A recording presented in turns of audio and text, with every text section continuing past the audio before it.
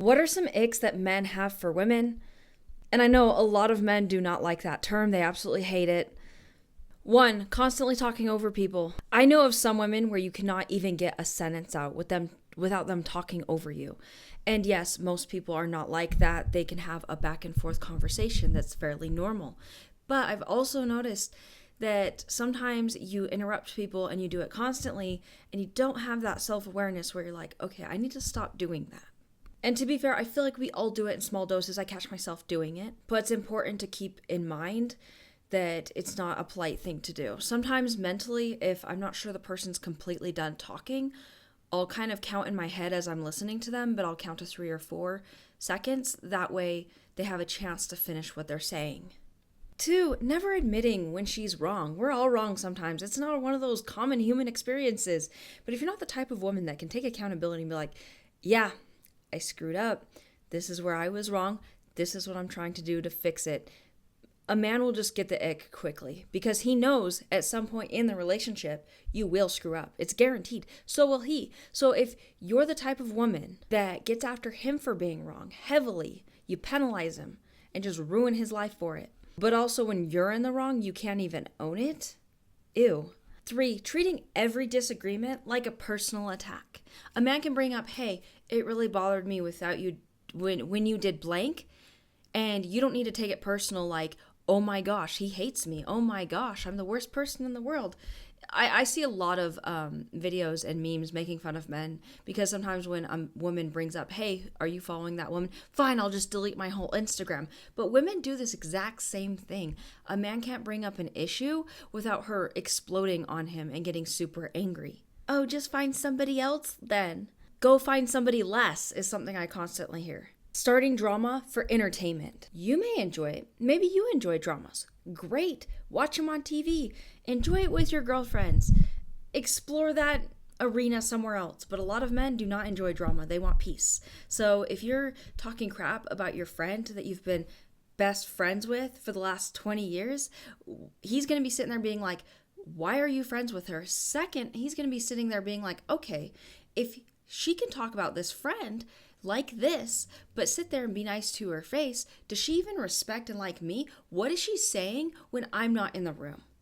That's what a man is thinking. So that's why for a lot of men, that's an ick. If you don't like someone, valid. We all have people we don't like, but you shouldn't have them in your life. You shouldn't be causing drama on purpose. And for what I've noticed is a lot of people that say, I don't want drama, usually they're the ones causing it. So don't be that person. And next, expecting special treatment wherever you go. I see some women who think they're so important, they deserve to inconvenience everyone around them, and they have no empathy or consideration for others. That's a huge ick for a lot of men. Now, this doesn't mean you need to be a doormat or a pushover. You can have reasonable expectations and boundaries. But again, you don't walk around thinking you deserve to be, bowed upon when you walk into a restaurant or something. That's ridiculous. Next, always needing to be the center of attention. We all like attention. It's human. Or some of us don't like attention, but we do like to have close friends or family. Makes sense. We all need attention within reason. We are very social people. Like, people are social. It makes sense. But if you're the type of woman where you go to somebody's birthday party and you make it about you, or somebody's wedding and you make it about you, you're going to get really annoying really fast. And maybe it sounds silly, but if you're the type of person that does that and you're aware of it, stop for just 2 seconds and consider, if someone did this at your event, how would you feel about it? Would you like it? Would you be okay with it? If the answer is no, then you probably shouldn't be doing it.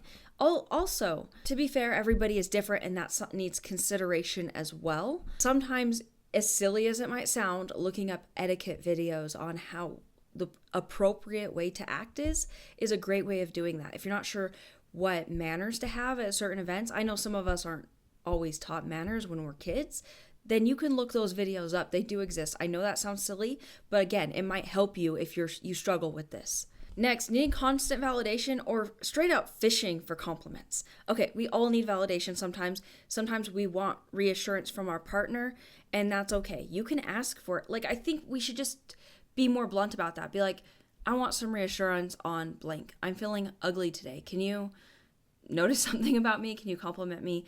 And to be fair, a lot of men in relationships will compliment you automatically and often, but if you are having a down moment and you need some reassurance, it's okay to ask for it, But also realize for him, that's emotional labor. Women are always talking about the emotional labor they do for men. Well, needing compliments 24/7 is emotional labor, and that's something that should be respected and appreciated that he does that for you. Also has to go both ways. You got to be willing to give him the reassurance he needs when he needs it as well. Now, my red light just went off again. If I say anything... You done? My red light talks. It can hear... It doesn't work that well. Like if you say anything similar to its name, it starts talking at you. I don't get it. Anyways, constantly looking down on other women. A lot of men see right through that immediately and see that you're insecure. I actually dealt with something similar to this. I'm going to be vague on purpose because I don't want to give that person satisfaction.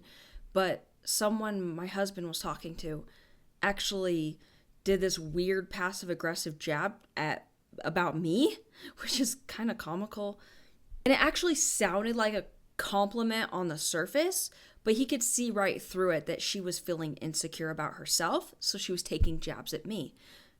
A lot of men may not call you out on this or bring it up directly, but they do notice. And if you're constantly doing that, then he's going to look at you in a negative light. You're better off being like, wow, Pam over there is absolutely gorgeous. Her hair is so pretty. I wish my hair looked like hers. You're better off saying stuff like that than being like, oh, Pam's an ugly, ew, I hate Pam. She's so annoying. Like being able to be secure enough with yourself to just compliment the woman that maybe you feel maybe a little envious about, because it happens. It's normal. But don't sit there and put down other men. Don't put down other people constantly. It makes you look bad. Also, I learned the psychology trick a while back. How you talk about others is often how people perceive you. So if you go around with your man and you're constantly being like, oh, that person over there is so smart.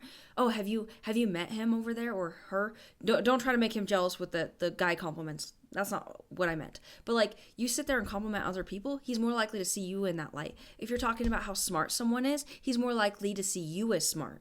So if you want him to believe a certain thing about you, all you have to do is say it about other people. Next, expecting him to chase forever. I see so many women coaches for giving dating advice to women, and I'm always baffled because one of the main things they encourage is, oh, make him chase you. Do this so he's obsessed with you. And it's like, okay, well, after you guys are in a relationship, then what? Do you have to keep this facade going until you guys are both 99 years old? Like, it doesn't work long term, because as soon as you stop your little manipulation tactics, the real you comes out, and he may not like that person. So don't waste your time. Don't waste his time. Show who you are. Don't encourage him to chase. Let him get to know you. And if he doesn't like you, great, he's not right for you. Find somebody else. But don't play these games. Also women do this because they're like, oh, I want to be an interesting woman. Become an actual interesting woman. Don't playing these games. He's going to find out that, when you waited 3 days to text him back and you were just hanging out, sleeping and going to work, he's going to find out that that's your habit eventually. And some men would actually find that just fine. If that's your daily schedule, who cares? So again, you're screwing yourself over when you do stuff like this.